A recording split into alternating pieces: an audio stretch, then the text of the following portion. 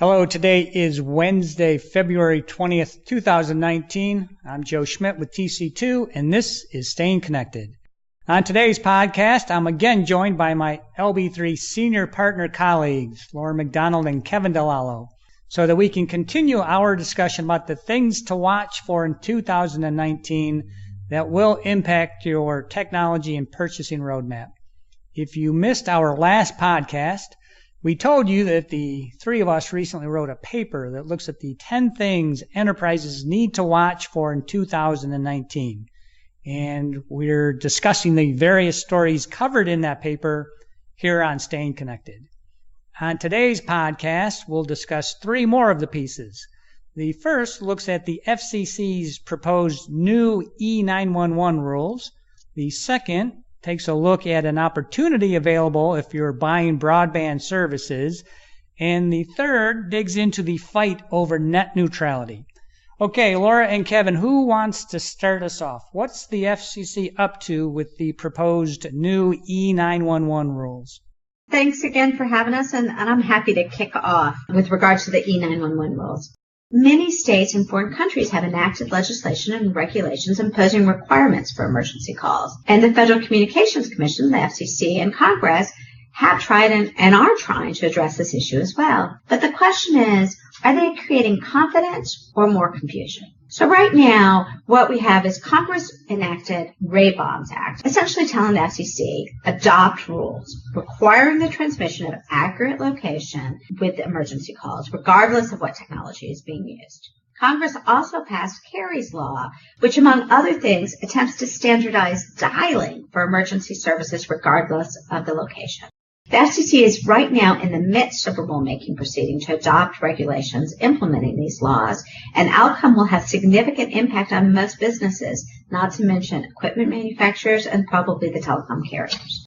Yeah, thanks, Laura. For enterprise customers and telecom carriers, the issue of emergency calling has always spawned arguments over who should be liable if an individual user requires emergency services and can't complete a call for help, or if their first responders can't find the caller in time. Telecom companies disclaim any responsibility for failures of emergency calling services, and they routinely try to make their corporate customers accept sole liability to both individuals and even the carriers themselves if something goes wrong with an emergency call. The pending FCC rulemaking could result in some ground rules for telecom providers, equipment manufacturers, and enterprise customers regarding their obligations and liability.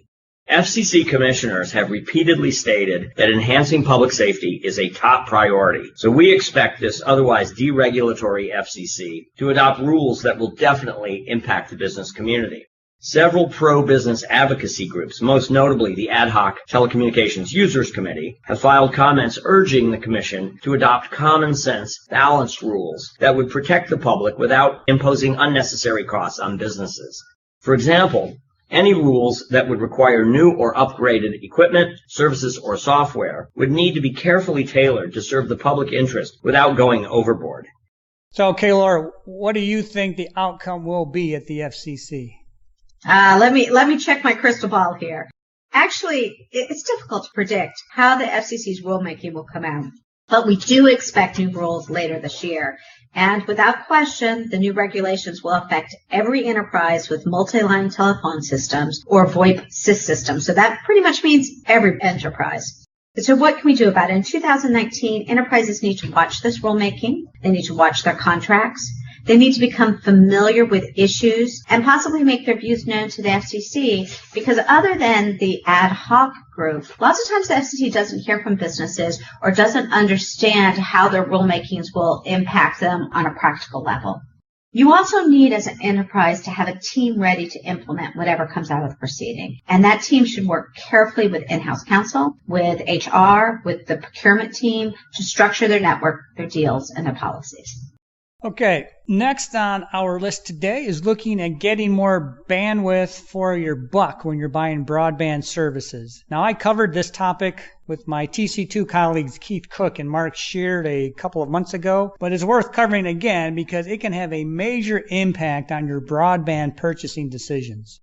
Joe, I listened to that podcast, and what you guys said was that companies can basically buy a lot more broadband service for the same or a little bit more money, right? Yeah, that's right. And that trend is going to continue into 2019. In fact, I'm seeing it with some client work that I'm doing right now.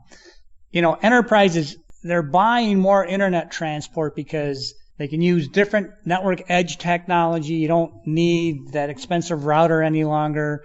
There's a greater use of cloud services that don't require backhauling all the traffic to the data center. And solutions like SD-WAN, they're just generally enabling greater use of the hybrid WAN. So how does using internet transport benefit the enterprise? Well, what's happened over the last couple of years is that enterprises can buy broadband transport connections with up to 10 times the bandwidth that they currently use by paying the same or slightly more. So what that means, for example, that if a site upgraded from its current 10 meg broadband circuit to a 100 meg broadband circuit, they could do that and not blow the network budget.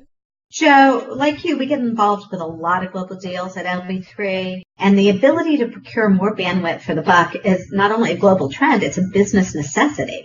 The pace of bandwidth increases for the same or lower cost, I agree with you, is likely to accelerate in 2019, regardless of whether it's a dedicated internet access circuit with bandwidths of 100 megs or more, or it's a lower speed business broadband based on the consumer type technologies. But just a quick caveat. As people are making this change and taking advantage of these lower prices, they need to make sure they're protecting themselves from hefty early termination fees and disconnects, not only for what they have right now, but what they may want to upgrade in the future.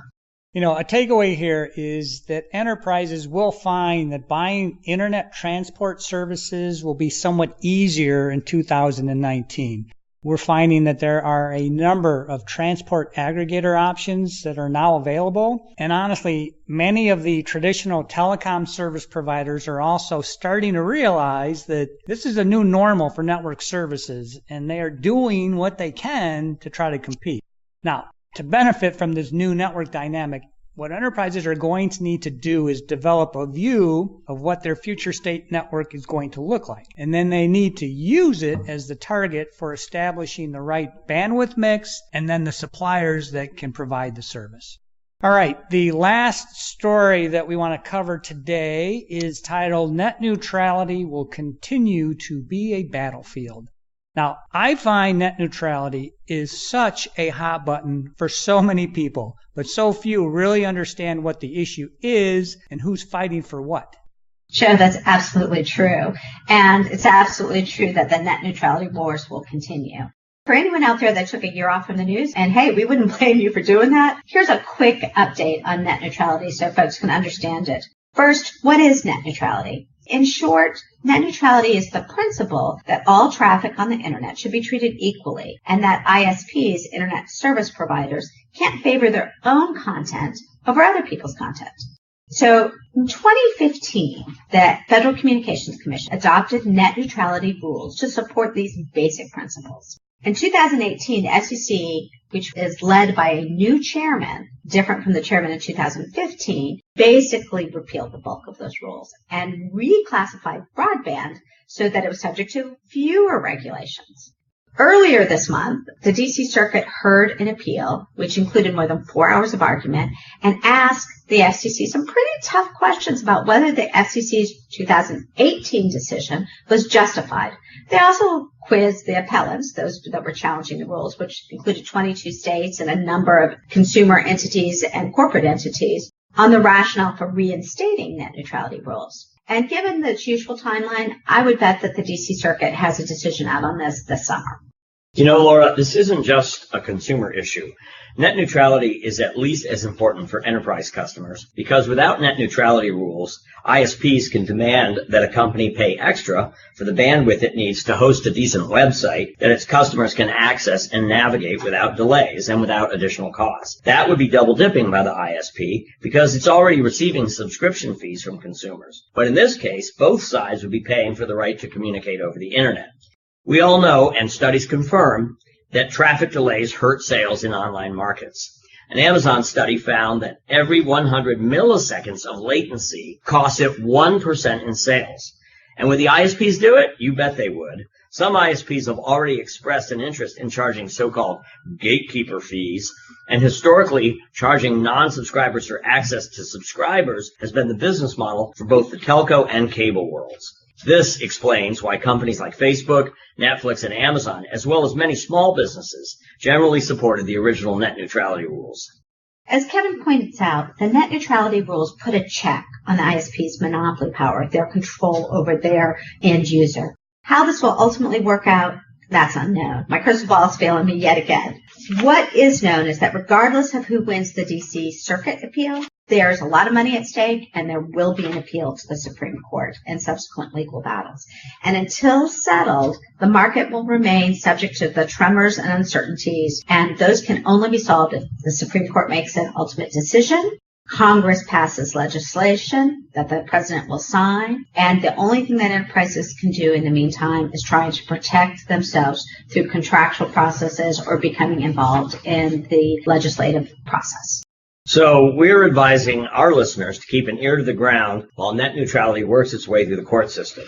Make sure your internet access agreements stabilize your rates and don't allow your ISP to impose additional charges on you or on third parties to allow you to access any sites on the web or allow them to degrade the speed or quality of your internet connection relative to the level you enjoyed when you signed the contract, except as necessary for network maintenance. Okay, good stuff. Thanks, guys, again for joining me. The three of us will be back yet again to cover two more of the topics we wrote about in our paper about the 10 things to watch for in 2019. However, if you want to discuss E911, broadband purchasing, or net neutrality and how it might affect you, or if you have other ICT lifecycle needs, you can contact Laura, Kevin, me, or any of our LB3 and TC2 colleagues by giving us a call or sending us an email. You can also stay current by checking out our websites or follow us on LinkedIn.